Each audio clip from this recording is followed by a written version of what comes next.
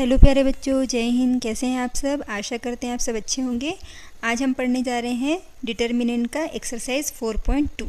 ठीक है, सारणिक का प्रश्नावली 4.2। ठीक है, तो हमने जैसे कल देखा था कि एरिया ऑफ ट्रायंगल यानी कि त्रिभुज का क्षेत्रफल निकालने के लिए हमने देखा था अगर x1 y1 x2 y2 और x3 y3 तीन वर्टाइसेस अगर आपको पता है तो हम एरिया ऑफ ट्रायंगल निकालते हैं half determinant of x1 y1 1 x2 y2 1 x3 y3 1।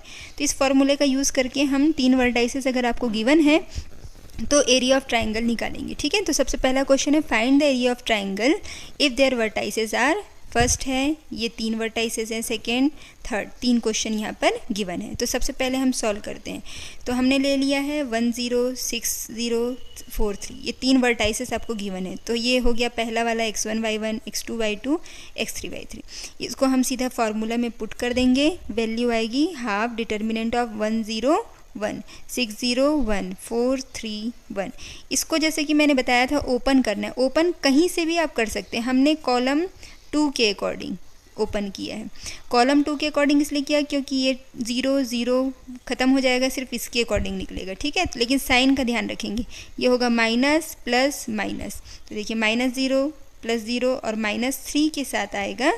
ये वाला कॉलम ये रो हटा, ये कॉलम हटा, ये 1 6 1 1। देखिए, ठीक है, इसको हमने ओपन किया, हाफ -3 पहले से है, इसको ओपन किएंगे 1 1 = 1 -6 1 = 6, दैट इज़ 15/2। क्लियर है? तो 15/2 यूनिट स्क्वायर। ठीक है, जो भी इसकी यूनिट होगी। तो ये आया फर्स्ट एरिया ऑफ ट्रायंगल का आंसर।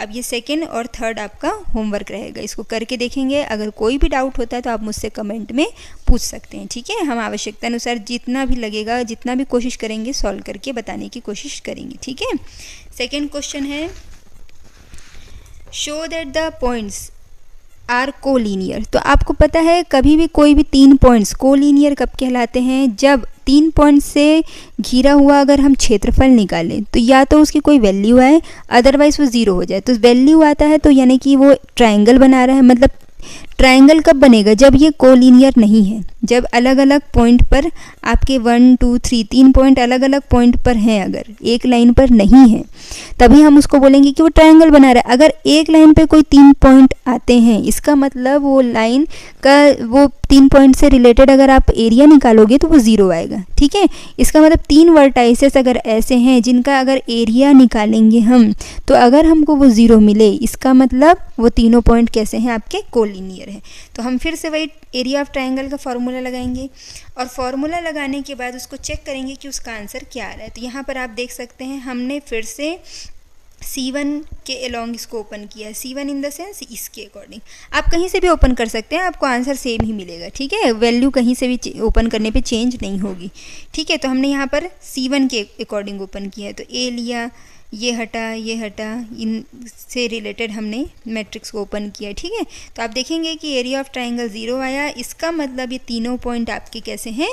कोलिनियर है, यानी कि संरेखी हैं। ठीक है, नेक्स्ट है question find the value of k if the area of triangle is 4 unit square. अगर आपको कोई त्रिभुज जिसका क्षेत्रफल 4 इकाई वर्ग दिया हुआ है तो आपको यहाँ पर k की वैल्यू निकालनी है। ठीक है, दोनों क्वेश्चन में दो आपको दिया गया है।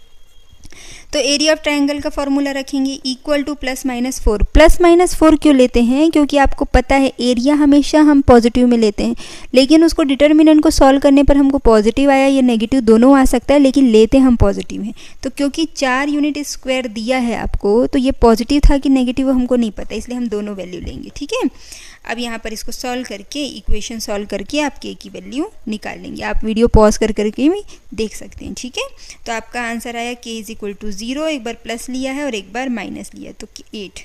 ठीक है, तो आंसर आपका आ गया 0 या फिर 8। ये सेकेंड वाला आप होमवर्क की तरह कर सकते हैं। ठीक है, नेक्स्ट क्वेश्चन है आपका using determinants find the equation of line from 1 2 to 3 6। दो वर्टाइसेस हैं 1 2 और 3 6। इन दो शीर्ष बिंदुओं को जोड़ने वाली रेखा का समीकरण आपको निकालना है। तो हम क्या करेंगे, इन दो पॉइंट्स को जोड़ने वाली जो लाइन है उसमें हम मान के चल रहे हैं कि कोई एक पॉइंट XY है। ठीक है। तो उस एक्स वाई से रिलेटेड अब हम एरिया ऑफ ट्राइंगल निकालेंगे, क्योंकि ये एक ही लाइन पे है इसलिए आपको पता है इसकी वैल्यू 0 आनी चाहिए, ठीक है। तो एरिया ऑफ ट्राइंगल का हाफ भी ये 0 से मल्टीप्लाई होके 0 हो जाएगा, ठीक है। तो यहाँ पर आप देख सकते हैं, फिर इसको हम सॉल्व कर लेंगे। ये आपको आंसर आया 2y = 4x, that is y = 2x। ये निकला लाइन का इक्वेशन। आई होप आपको यहाँ तक समझ आया होगा। इसके आगे के कुछ क्वेश्चंस और करेंगे हम। अभी के लिए इतना ही। धन्यवाद। जय हिंद, जय भारत।